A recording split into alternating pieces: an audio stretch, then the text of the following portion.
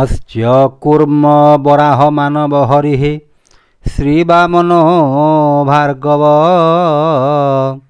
श्रीरामो बलदेव देवकीसुतौ कलिकी दशैते क्रमात् अन्तर्जाम्यर्थयोगिनां हृदयगो पूर्वावतारा शुभ्रा श्रीरंगादि समस्त धाम निलया कुर्वमुस्तुते मंगलम। जय जगन्नाथ।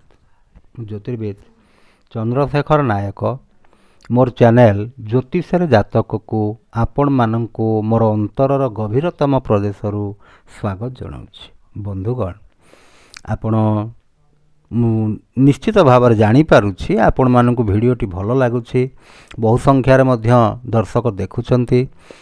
आउ बंधुगण आपण देखुछंती लाइक करंतु, आउ आपणको सांगसाथी को संगे शेयर करंतु, आ जो माने नुआ देखुछंती सब्सक्राइब करंतु।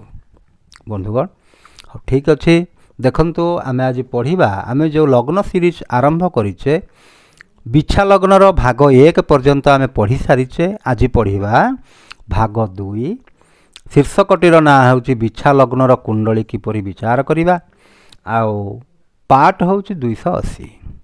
तर बंधुगण आमे पूर्व पार्ट रे आमे पढ़ी थिले शिक्षा कथा पढ़ी थिले, आयु कथा पढ़ी थिले, धन कथा पढ़ी थिले। ताहले आज आमे सेही क्रम रे आमे जिबा विवाह। काहेकि ना मनीष पाए गोटे विवाहर आवश्यकता निहाती अच्छी, तेणु सेथिपाई विवाह कथा देखिबा। से बिछा लग्नर कथाटी, बिछा लग्न रे विवाह कारक ग्रह होचंती शुक्र, कना एटा सप्तम घर। सप्तम घर तार विवाह कारक ग्रह होचंती शुक्र। ठीक अछि बंधुगण, ताले देखंतु आमे आलोचना करिबा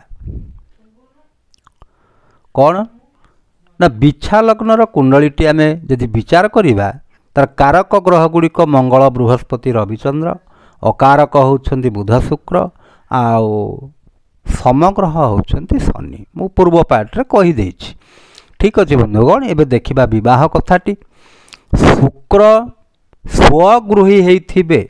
बंधुगण देखंतु शुक्र स्वगृहीर अर्थ होउछि मुख्यतः जदि वृष राशि रे अछंती, तुला राशि भी तांको घर, जदि ए घरे भी शुक्र रहिछंती किंतु सप्तम घरे रहितिबा शुक्र टिके बेसी प्रभावशाली।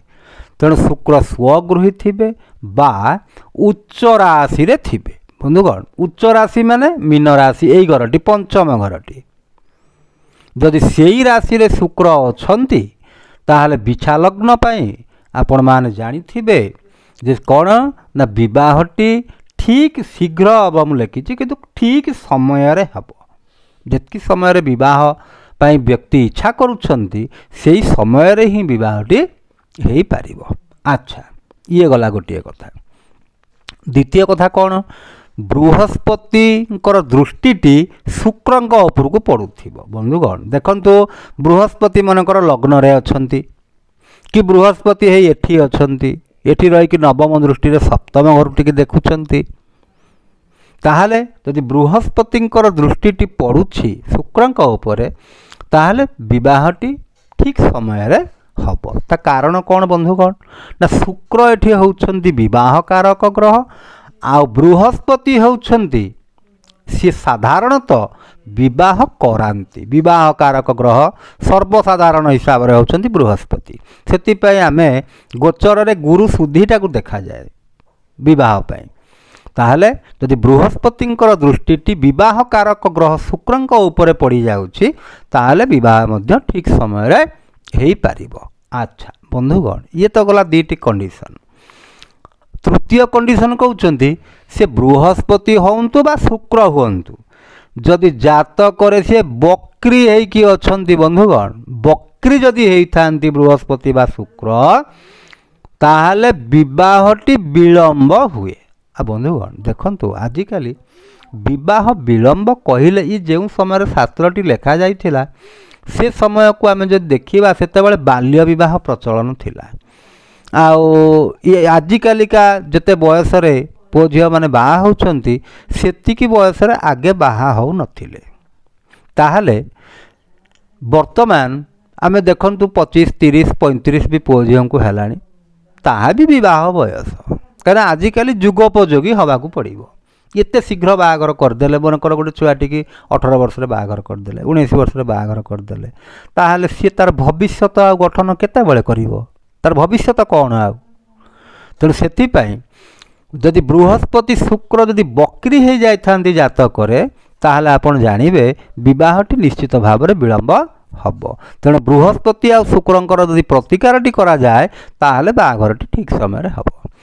अच्छा तापर देखंतु द्वितीय जदि बकरी ग्रह थांती एठी जेकोसी ग्रह बकरी बंधुगण बकरी ग्रहर अर्थ होउची रवि चंद्र केबे बकरी हुंती नाही मन रखंतु आउ राहु केतु से पश्चात गति क्लॉक वाइज से मानकर गति पछकु पछ आउ बाकी जो 5टी ग्रह रहिले मंगल बुध बृहस्पति शुक्र शनि ये 5टी ग्रह बकरी हुंती तेणु द्वितीय घरे यदि बकरी ग्रह रही बा सप्तम घरटी की बकरी ग्रह देखुथिबो उदाहरण मनकर शनि बकरी होती शनि यही जगार अच्छा बकरी होकर से सप्तम घरटी देखुं कि बृहस्पति बकरी होती लग्न रहीकि से देखुं कि एठी रहीकि देखुं कि एठी रहीकि देखुं ताहले आपण जानिबे कौन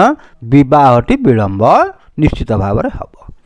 अच्छा आउ गोटे माने कंडीशन को जीवा द्वितीय जदि रवि शुक्र थिबे ये रवि अच्छा फिर शुक्र भी अच्छा रवि शुक्र द्वितीय रहीगले अष्टम शनि रही जाइछन देखो शनि रही दीर्घायु कले सत विवाहटी बहुत विलंब करदेवे केते व्यक्ति अच्छा वर्तमान सुधा 40 45 50 भी है से बाहा हो पारि नांती आउ वर्तमान से बाहा को इच्छा भी रखिंट किंतु तांकर बाहागरटी हो पारुनी सबू थाईकरी बाहागरटी हो पारुना ताहले यही क्षेत्र में रवि शुक्र आ शनिंकर प्रतिकारटी करा जाए।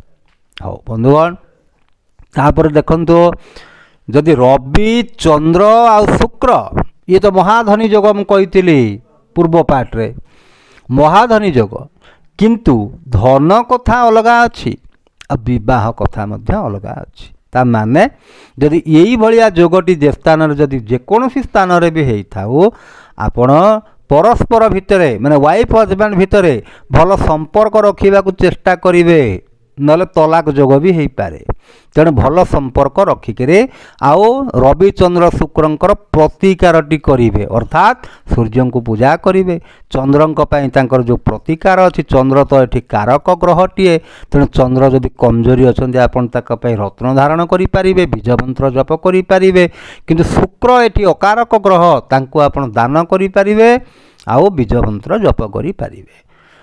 अच्छा ये गला विवाह कथाटी बंधुगण तापर आमे जीवा संतान कथाटी कहीं मनीष संतान जो चैप्टरटी भारी इंपोर्टाट चैप्टरटी तेणु संतान विषय जदि आमे देखिबा कौन देखिबा देखंतु पंचम स्वामी लग्न रे थिबे बंधुगण पंचम स्वामी माने बृहस्पति लग्न को पड़े आसी लग्न को पलि आसबार अर्थ है सी 5 नंबर घर टी देखुं 7 नंबर घर टी देखुं 9 नंबर घर टी देखुं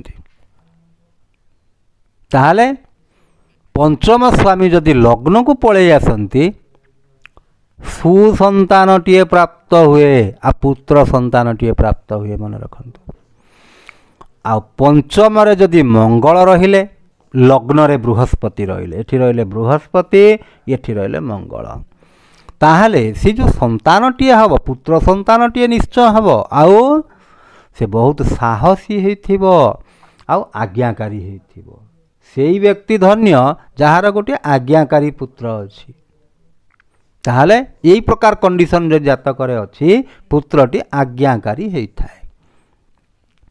अच्छा जदि नवम रवि था बृहस्पति था यही घरे जदि सेठी रवि थांतु बा बृहस्पति थांतु से समान कथा साहसी पुओटीए हेब आज्ञाकारी पुओटीए हेब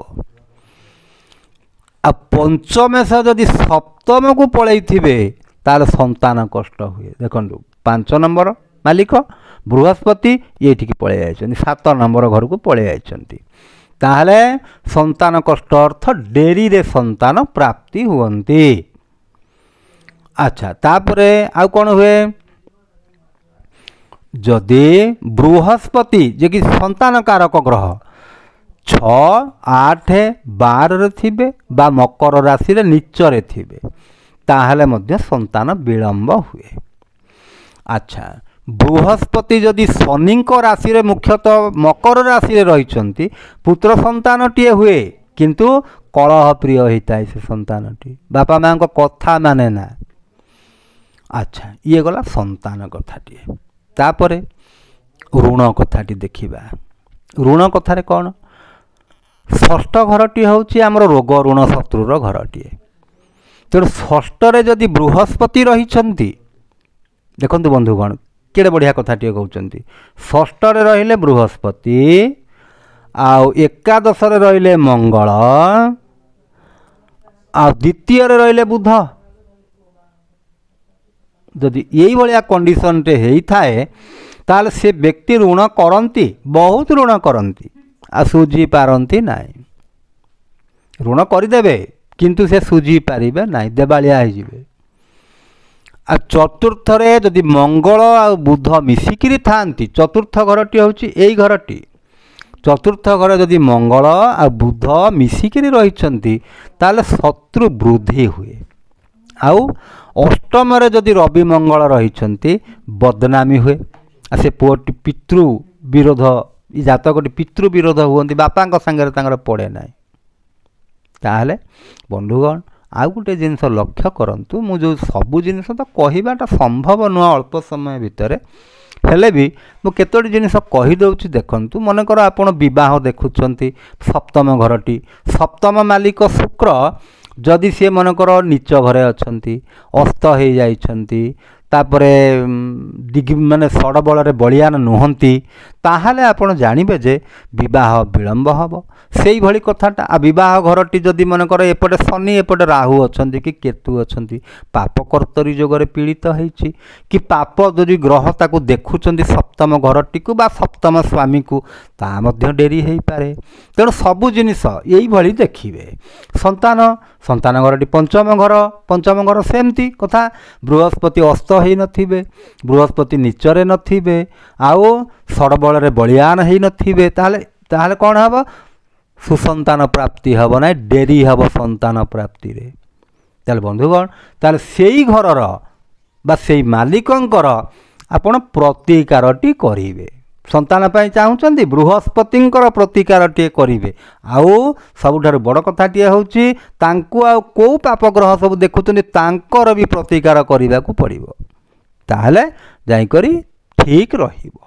ताहले बंधुगण मु भाबुची आपण माने निश्चित भाव में बुझी सारे जदि बुझी थे आपण मानू आपण लाइक करेंगे शेयर करेंगे आउ सब्सक्राइब करेंगे एतिक रहिले बंधुगण जय जगन्नाथ।